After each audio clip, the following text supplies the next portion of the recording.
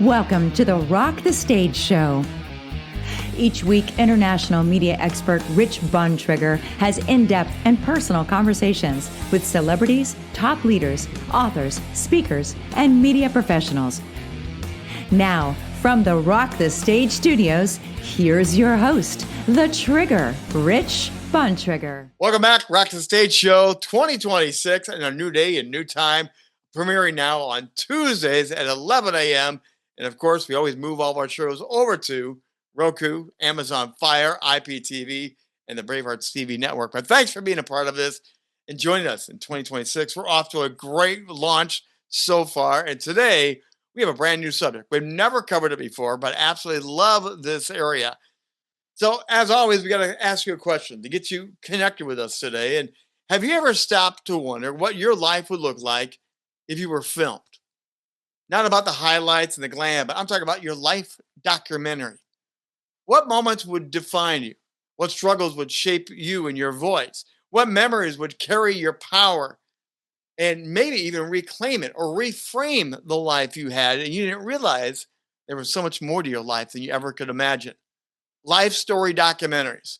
They don't just record the past, they bring it to life. I love documentaries. They turn life experiences into a legacy, into a personal truth, and sometimes they carry on and inspire us for much, much longer. Your life is not just a timeline. You're not here and you're just gone. It's actually, think about it this way. Your life is a cinematic journey waiting to be unlocked. And today, my guest knows all about that. Paul Rees is my guest today. Your life, your story, your legacy. He's all about this, bringing your life to life. And then today, my guest, by the way, is called the Storyteller of Interviewing. And the title carries great responsibility, he says.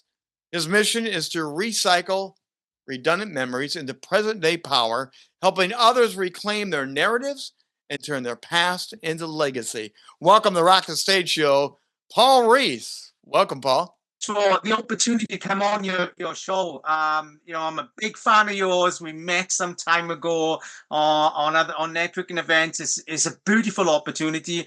And, what a wonderful introduction. And thank you. Thank you for this time. No, it's great. And it's great to finally get you back because I was very curious when we first did a book launch with you, featuring you and others. So you're an author, you're a video, you're a storyteller. What really are you, Paul?'ve spent many years, fine-tuning the art of deep dive interviewing. And it's something I did for maybe over a decade. I had my own radio show, traveled. I was lucky to travel the country, and off-the-cuff deep dive interviews was something that I'm really passionate about. And I guess being a coach and, a designer, a people designer for many years, that kind of process of getting to know the life layers of the individuals that I had the opportunity to work with become second nature. And part of me sort of outgrew the whole coaching concept and grew into the opportunity to bring everyday life stories to life. So many people, Rich, play down their lives, play down the opportunities they've had to grow. And we tend to get glued to just the AA type Hollywood star that seems to have the green card to create a life story, when in fact the most watched life stories of those of individuals that didn't reach the big screen, that weren't part of the cinema life. And they're the ones that change history. No, we're not talking about the people that invented electricity or the wheels. We're talking about the Mother Teresas of the earth, the people that blended in the background, but yet created the most historic of emotional change for generations to come. And these are everyday people. Interesting you say that. Interesting you say everyday people, because here in the States, we are the glam Hollywood in the United States, of course, is a big, big draw. You're in Wales. You're in the UK. Do the UK people care as much about the Hollywood glam as us in the States do? Oh, they're not bought by the cinematic dollar. They're not bought by, the need to be put in front of a camera and become that icon of hope for many individuals through what is an act. Nothing wrong with Hollywood and acting. It's a beautiful place, and many are huge influencers. Mm-hmm. But then let's look, and when we think about the UK, it's a country that has centuries of history, Yes. and much of that, Rich, is still playing out in people's lives. Mm-hmm. The legacy of recycling. Yes. Recycling the past into the the next life. My children are recycling my past. I recycled my mother's, my grandmother's, and so on and so on. And sadly, some memories get lost through dementia, Alzheimer's, and those life stories get lost. And what I found is that there was a huge, not gap in the market, but a draw to the everyday person unfolding the layers of their lives. And you know what? The history that comes with our opportunity is just profound, much bigger than the big screen. Well, okay. So you're an interviewer. I'm an interviewer. You know how to dig for those nuggets. When you're working with people to tell their stories, how do you help them relax to get the right stories out? Because they want to give you the ones they want to give. But you and I both know there's deeper stories to go mine. How do you get them comfortable with digging deeper? I spend 3 months with each individual. And in those 3 months, every week, we do an hour or two where we start from the first breath of their life. Because we will, those memories of our birth are there. They're just archived. And we fail to trust our imagination.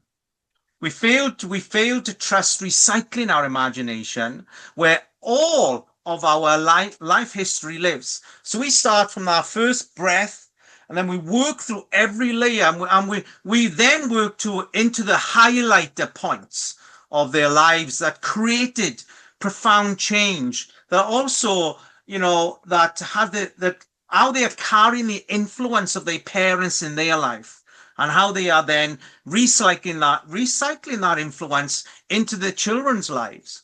So we create a whole life manual, effectively. So I hope you remember this. There was a film, Robin Williams starred in the film. It was called The Final Cut. Mm-hmm. They took exactly what you're doing, but he was like the mortician. And they took their memories and they did a life video at their funeral. But they were responsible with the memories from birth through life, the good, the bad, the ugly. And his job was to edit the story to please the fans, the family, but he also knew the life secrets that they didn't want out. Do you find that hard? That's why this is sacred? That's why this is so important to you, that you do hold those memories in a special, unique way? One of the saddest emotions that the majority of global population carry is a lack of belief that they are interested in any way, is a shame. They carry shame, guilt, doubt, low worth.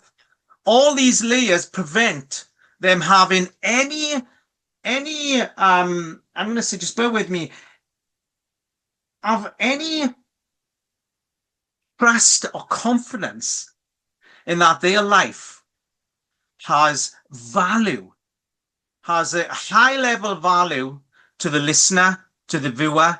You see, I have unfolded the life stories of some of our country's most sought after gangsters, some of our country's most sought after business people, and those then that have no high profile behind them, that have just what they feel Rich has just lived a life, but the layers to their lives are huge. So what makes the difference between the everyday interview and a legacy interview? What's the difference that makes that a unique journey when you work with these people? When you focus in on a legacy interview, your focus is on what we call life currency. So there are two forms of currency, we could say, money currency and life currency. Now, life currency is born from an emotional value, where money currency is born from effort and thoughts and common sense and work and all those things, business. But life currency, it bursts from the layers of emotional life lived. Now, when we talk about emotional life lived there, Rich, we're not talking about, before we came on, I said to you, is it Rich or Richard? And you said me, Paul, it's Rich or Trigger, because Richard is what I was called when I was having a row off Mum. Now, that is a life currency memory. Now, if we were doing an interview, if we were building a life story, I would be building Richard's life story, not Rich, because Rich is half the person. You see, you've divorced half your name because the other half of your name is effectively where your true life lives. That is Richard. Richard is the man that wakes up every day. Richard is the person that comes into life. Now, Rich is the disguise. Rich is the person that's been put there in order to protect Richard. You see, now we would work with Richard. Richard would be the man that we would be interviewing. Now, anybody that cuts their name short can only ever give half a version of themselves, because the name is the first energy, the first emotion that we're given in life. Do you see? Now, that's a legacy interview. I wouldn't interview Rich. That's incredible, because my name does have a legacy connection to the family. I was named after my grandfather, and he was called Dick, but he was Richard. And I said, I never want to be Dick growing up. And you're exactly right, but I've never seen it or thought about it framed up that way. So that's very interesting. Is this part of the reason people are so interested in these life documentaries? Is this part of it? You get to peel back the onion, reveal the real person, and we're fascinated by that? When we think about a life story, what we have to appreciate is we go through life disguising much of what we've lived on the view of being judged, on the view of not feeling good enough, on the view of not being interesting enough, on the view of all the hurt that we experienced. Much of our life gets effectively archived into our place of disappointment. Now, it's not our disappointment, mind. It's a disappointment that we're assuming and we are taking from others. Generally, it starts with our parents. We adopt our parents' disappointment of what we feel they feel about us, but it's actually what they feel about themselves. Then, in short, what we do is we invent a new name. I am now Rich, not Richard, because Rich is the person that never got scolded. Richard was the one who got scolded, had the rows. Richard was a disappointment. I'm not gonna be called Richard. Do you see? So now effectively half your life you've archived. Yes. Well, and then again, since we're picking on me, everybody, I'm on the host and I get picked on. This is good. I've archived Richard, Rich, and now Trigger is the real persona people know me by. So I've got 3 layers to me. What do you do with 3 layers, Paul? Now, Trigger is effectively, he is this person that none of the family can touch. He doesn't carry the hurt of the history. Trigger is very much a made-up person. Now, every day when Rich and Trigger get up in the morning, Richard is the person that's hooking Rich under the arms and saying, I got your back. I got your back. Every day, you're not working for Rich or Trigger, you're working for Richard. Richard is the intelligent one. Richard is the one that understands emotions. But Rich protects Richard. Do you see? Now, we would unfold all these layers because this is your life story. You didn't just choose to be Trigger. You invented Trigger as part of your life. Yes. Oh, absolutely. And so when you do these 3 months exploratory, what are you looking for? Because they'll give you the standard answer, but then you'll hear something. Do you jump on it right away? Do you come back to it later on? Do you weave in and out of that? Because there's meat on the bone that they don't know, but you as an interviewer can find. How do you navigate that so they don't feel the pressure that you're pushing them? What I'm looking for in the story is the real human being, is the soul, is the person that has lived our life, not the person that's living for others. I'm looking for that person that has breathed who they are. Effectively, I'm interviewing the soul. I'm interviewing the life currency of that person, not the human machine that's been shaped by others. As I say, if I was interviewing you, we would be interviewing Richard. And trust me, the moment that you start speaking to Richard, you will have an experience, Rich, that you've not had for a long time because you've archived him. Well, and I know that's very true, and I know what I've archived.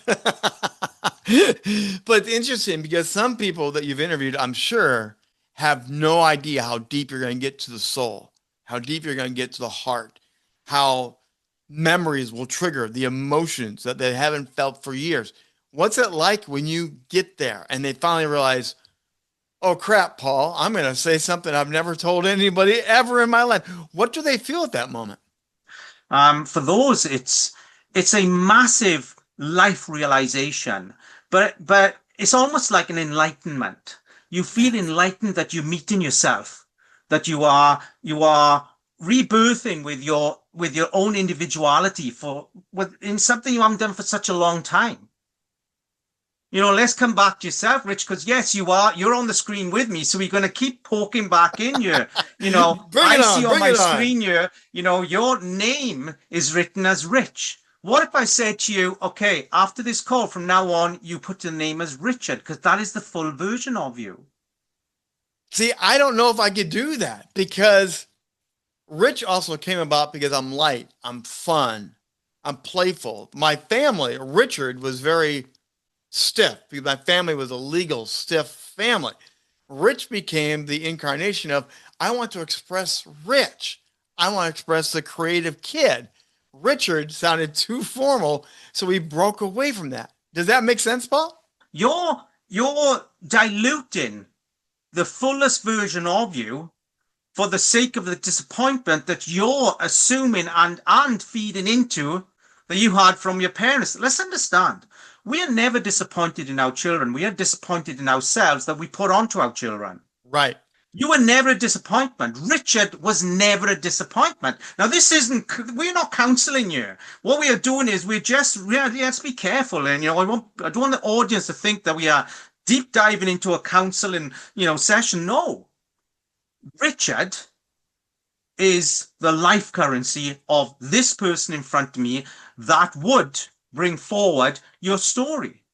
Now, as you say that, there's an emotional space that you as the host, and I understand that as an interviewer, broadcaster, there's an emotional bubble you have to create to allow them to go there with you. You will see it. You will hear it before they ever will. And you want to go there, Paul. How do you create that emotional safe bubble to let them allow you to go deeper and deeper? You see, it's not about persuasion. It's not about coming in and, convincing your client that the life story is interesting. It's more so about bringing that person to their own life, to their own reality, and bringing the archived memories to the front and reminding them of how important they are to themselves and how valued their life is. So we think about yourself, you think, well, how will Paul draw out of me? I'll draw nothing out of you. You'll freely give it. And why Really? you'll freely, why you because Rich, you will start to embrace yourself as a whole person again. Now you will start to feel the value of your life. Also, we will divorce the shame and the guilt and everything that we take on when we come to that name change. Do you see? It's when you share a life story of this depth, Rich, you will happily and convincingly share Richard. Well, see, and it's interesting, again, just so the audience knows, this is what he does. And it's interesting because, yes, Richard, Rich, Trigger are my three names. Richard came about from birth, family. Rich came about exactly what you said around middle school because of my stutter, my bad hearing, other things, high profile family. And I did not feel that way because of my stutter and everything else. So Rich was the light, fun kid that didn't want to be associated. So I know exactly where you're leaning into, Paul, about the differences, choices we make. Trigger came out of radio media broadcasting, the persona that he's light and fun and popping off and entertaining. That was the moniker name. So I know the evolution, but you're absolutely right. There are things that I know about. Now, I talk about it in my professional life. I talk about being deaf in one ear and stuttering. So I put some of this out there, probably more than other people have. What do they feel like when they finally begin to just open up and give it to you, Paul? Well, what's the light bulb? Have you had people stop in the middle of an interview and go, I have no idea why I said what I just said? Have people just stopped and realized this is way more powerful? I've had clients that have just cried and cried and cried through some of the filming, and many have rated, emotionally, and it's a life-changing experience. It's a life-changing experience. We're not just interviewing here. We are piecing together the jigsaw of your life. And we start with the corner pieces, we start with the edges, and then work our way in. There are people that have done life stories because they've been diagnosed with Alzheimer's. And then they come to me and say, listen, Paul, I'm early stages, but I want to get my whole life on video. Currently, we're doing with my father. That's exactly what we're doing with my father. I am responsible for archiving his life.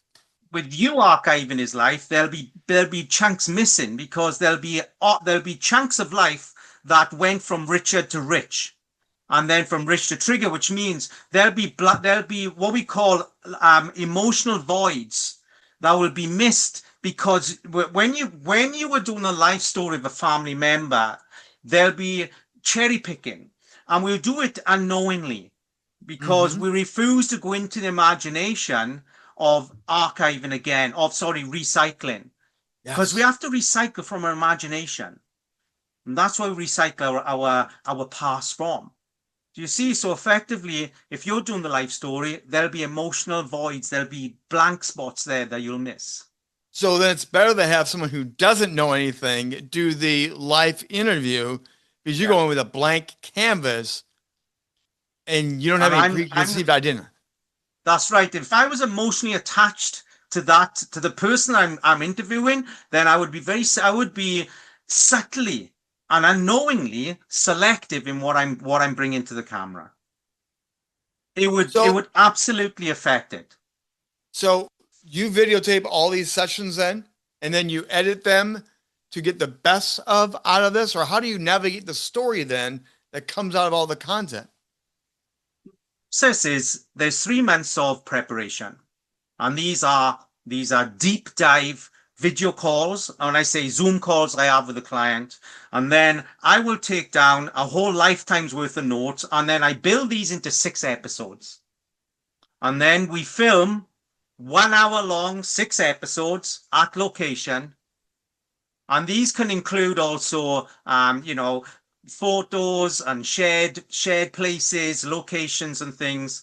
But these are hour-long episodes that go from birth up until present day and further on. So it's a whole series. What is the emotional response to family members, friends when they see this? All put together afterwards? Here's the thing is generally, I can say 100%, when your child sits down and watches your life story, there are memories, there is information, there are hurdles, there's a whole range of understanding that none of the family knew. And it expands on that legacy. It brings people closer together. It answers questions. It finalizes. It puts things to bed, as they say. You know, there is so much that comes from that. And then this is online in the sense of this is there for the rest of their lives. And people do it to carry archives of information that will stay within the family for generations to come, centuries to come, if we wish to say that. Now, you've interviewed global leaders, entrepreneurs, big name people. Is there a common thread that you find as you talk to those high achievers? Is there something about their life, their decision making, that you can see why they are the high achievers they are? There is a common theme that we all come from a mom and dad. Everybody has that common theme. Yep. Everybody. Money is different for everybody. Money is different. For some, money is freedom. For some, money is identity. For some, money is illness. For some, money is, it goes on and on and on. It truly does. And rarely does money have an influence in the life story. Rarely. Because money is not a story. Money is a chase. Money is disappointment. Money is hurt.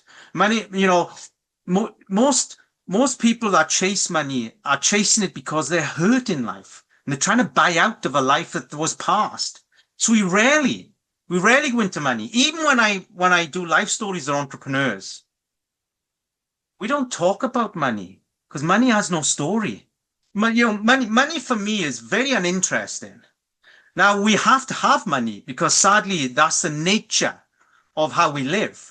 In a domestic life, not in an emotional life. Is this fun for you as you explore people's lives, as you get them to peel back the onion? Is this fun for you? Do you have like a adrenaline rush a little bit, like, oh, we're really getting into it now? It's a place when you are sharing the emotional value of someone's life. Mm-hmm. It's such a profound place to be. It's such a blissful place to be because you get to experience the essence of that person's heart, and that is something that we don't share very often. We don't. Now, Richard is someone that would love to share his heart, but Rich shares his knowledge. You see, there's a huge difference. See, I see the other way around, Paul. I see that I share my heart better through being rich, being free, being playful. Richard was told literally, be quiet, sit still, don't distract anybody. You're a kid. Rich has become this personality that allows me to share my personal story, allows me to share the journey. So I see it the other way, but I also hear what you're saying. Very interesting how you can take us to hear other things that we don't even realize we're saying or projecting. Richard was a good listener. Yeah. He had to listen. Now, Richard was he could hear what other people didn't hear. Yeah. Richard was someone that would hear the silence. He would hear the silence, which would make him very intelligent. Now, there's a life there. That person knew how to analyze, invent, very hypervigilant. That person, Richard. And that's what makes it so special. The layers that Richard understood. Now, Rich, you're a fun guy. He's brilliant. He's amazing. But he's there to camouflage. And you know, again, we have to be careful of where we take the conversation because I don't want your audience to think this is about counseling. We're not there. Right. No. We are deep diving, you know, how does somebody bring their life to the camera?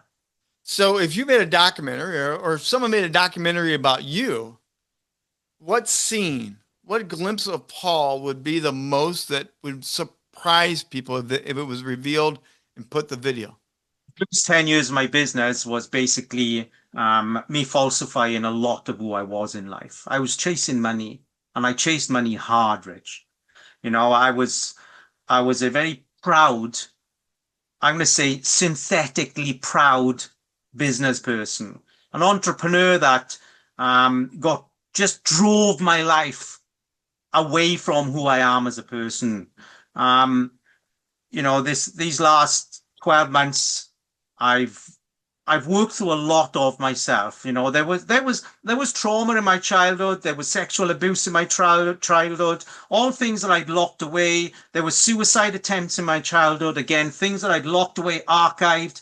I couldn't change my name from Paul to anything else because you couldn't shorten Paul. So what I did was I reinvented myself as an entrepreneur.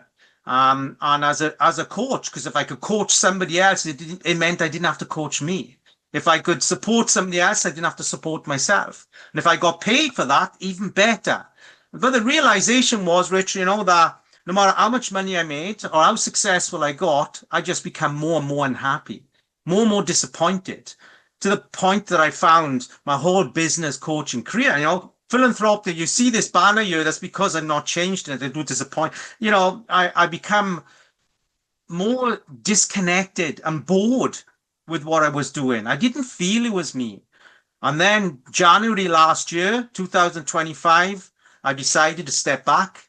My wife said, Paul, take 12 months out. And I got myself a backpack, and I went backpacking, hiking, and bike touring for a whole 12 months. And trust me, and I want to say this to the audience, we are not financially sound. Just for people to know, it wasn't like, oh, he must have had the money. No, we didn't. My wife supported me. And she worked twice as hard for me to be able to do this and work through, some dark days there, Rich. They really were. Yes. When you are recycling the memories of sexual abuse from a very young age with grown men, it's been an amazing recycle. And I would never want to change that. So is this a job, a career, or a mission for Paul? I feel it's more of a love rather than, is it a job? Absolutely not. You cannot call it a job. Is it a career? No. Is it a mission? I'm going to say that I would like to lay my heart out and say that the more life stories we can get, the greater emotion, the preservation of emotional value that a life story creates for the people coming through that are growing up on digital technology is amazing. Do you see what it does? It preserves life. It preserves emotional life. That's what a life story does, the way that we do it. So it disconnects from the digital value that we are so hooked on in life right now. So what it will help do is when your children, grandchildren, great-grandchildren, and so on, recycle and watch the life stories, it will take them back to their emotional heritage of human being. It'll take them back into the emotional value of a human being. And it preserves that. It'll remind them. I'm thinking as you say that, some of us are living on our devices. Content on demand is growing so big. But even right now, there's things off the screen. We have to get off the screen. We have to get back in the edges, back, because we see so much here now, Paul. Everyone's doing TikToks, videos, YouTube, whatever. And they think this is the real life. The real life of Trigger, of Richard is off here. We are when we are watching, YouTube is an amazing platform and all these other platforms, and we are saturated with the opportunity to learn from other people. But also there is only a tiny percentage of those on these platforms that are creating authentic. This is, and please, I am not dissing anybody here on those platforms. It's an amazing place. Go on there, share, and keep sharing. Yes. But there is only a small percentage of those that are sharing from a place of authentic emotional value.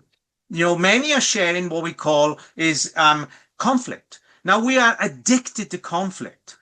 Cinema is all about conflict. Movies all about conflict. We'll not watch it. And much of what we are experiencing on social media is conflict. So people feel that if if they're not sharing conflict, they're uninteresting. No, no, no. And that's the part where people feel I've not got a life story because my life was boring. I've got no conflict. And that is what's preventing people from sharing authentically. That's where we come in.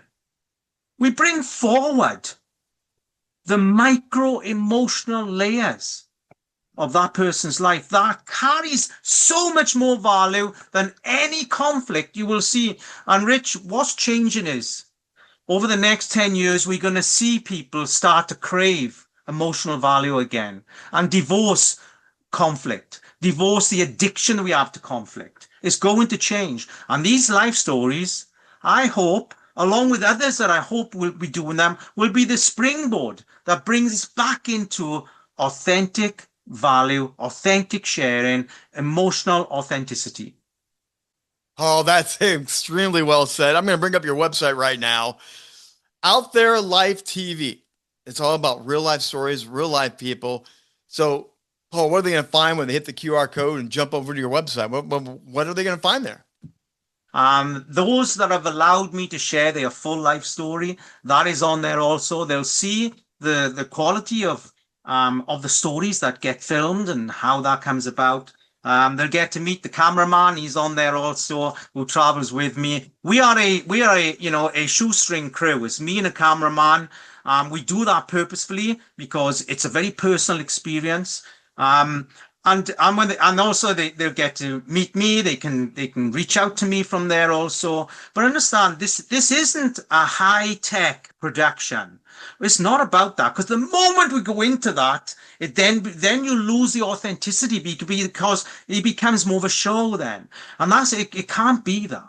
We've had to strip back as much as we could of the technology and the process to keep it as basic as we can, so our emotions and the emotional value of the story becomes the highlight. I love it. These life documentaries are a big, big thing. Make sure you hit the QR code. Check out more about Paul's going on and check out some of those videos. Now, Paul, I'm going to ask another fun one here. I love these fun questions. It's my way of peeling back the onion on you a little bit. As the storyteller of interviewing, as you've been dubbed, what's the one question that you never ask, but you always want to ask? We all have them. As interviewers, we all have them. I guess what I don't ever ask is what they don't like in life. I've never asked the person what they don't like in life. And, because there isn't anything when we focus on what we don't like, then basically Richard would answer me rather than Rich. But sadly, what you didn't like is what really shaped you into who you are now. Oh, and that's what we forget. We don't give kudos to what we didn't like. We don't embrace what we didn't like, because what we didn't like was the very thing that helped us grow, the very thing that shaped us into the people we are. What we do like, liking something is nothing more than a momentum keeper. That's all that is. It gives you momentum to fall into something that you don't like. And when I say don't like, Rich, let me just be clear here. It's not that we don't like it. It's actually giving us an opportunity to look at ourselves, giving us an opportunity to repurpose, giving us an opportunity to understand our emotional values. And people put that to what they don't like. I never ask that question. So to wind down here, we started with this idea that some people don't feel like their life's interesting enough. What would you say to those watching, listening today, who are hearing this and going, I still don't believe my life is interesting enough? I would say that firstly, you have no given right to devalue your experiences in the way that you are right now if you feel that your life isn't good enough. And also, I'd ask you to look and reflect. Look at yourself. Look at everything that you've been through. And I'm not talking about the happy shares. Look at every opportunity you've had to grow, regrow, and regrow. Those are what we call the life currency pinheads of your life. Life currency. You see, money currency is empty. Life currency comes from every time you increase the value of who you are as a person, not financially, but through emotional currency. That's beautiful. And I think it's a great way to wind down because, Paul, I think you're on the cusp of something really big. I think people are yearning for the true identity of people. I think they're yearning for these stories. I think we're naturally curious about the celebrities, but I think you're right. We're naturally curious people, period. Yeah. Paul Rees, thanks for taking the time to be on Rock the Stage Show. This has been fabulous. Thank you for the work that you're doing. Thank you. Thank you so much. That's Paul Rees. Again, it's all about the life story. You have a life story. I have a life story. And it's been fun a little bit for today, though. Have Paul kind of poke around the edges of Richard and then go back in and have some fun. If you want to learn more about Paul, make sure you check out that website. But again, think about the story of your life for a second. What would it be like if someone opened up your book of life and said, this is your life, and dug into it? What would you find to go back and reclaim your story? That's going to do it for this week. I'm the Trigger, Rich Bontrager. Come back next week again. We'll have another amazing guest. Again, highly unscripted stories. That's why I love doing these. We dig in, we explore, and help people share what they have going on as a film director, as an author, as a speaker, as an influencer, and top-tier leaders from around the world.